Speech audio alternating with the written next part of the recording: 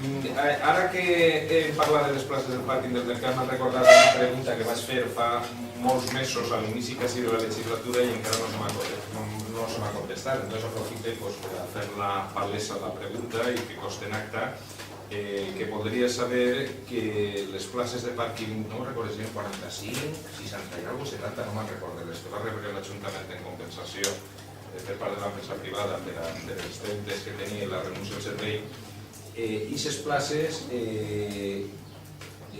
estan parades, alguna persona està fent ús de les places de l'Ajuntament, qui i per quin motiu. També volia preguntar si el senyor alcalde si té coneixement, si hi ha algun nou moviment respecte al CIS, al CIS penitenciari, que teòricament ja no anava picant ja, jo no entré si ha d'anar o no ha d'anar, però si hi ha algun nou moviment que hagi modificat les últimes manifestacions que va fer el senyor Igor, si no recordem malament, diguem que això ja s'havia finiquitat i no anava a vindre així. També preguntaria què està passant per la policia local, perquè n'hi ha en els últims anys moltes comissions de servei.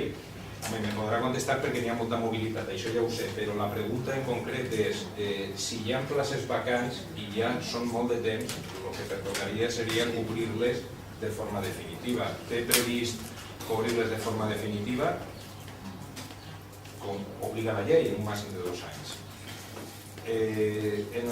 Fa 3 o 4 mesos se presentaran a la mesa de negociació unes bosses de treball per a que qualsevol ciutadà, normalment la gent del poble que és la que s'espera, poguera de forma transparent presentar-se a una borsa de treball mitjançant una prova que se li ordenara i poder cobrir vacants que es generaren de personal administratiu.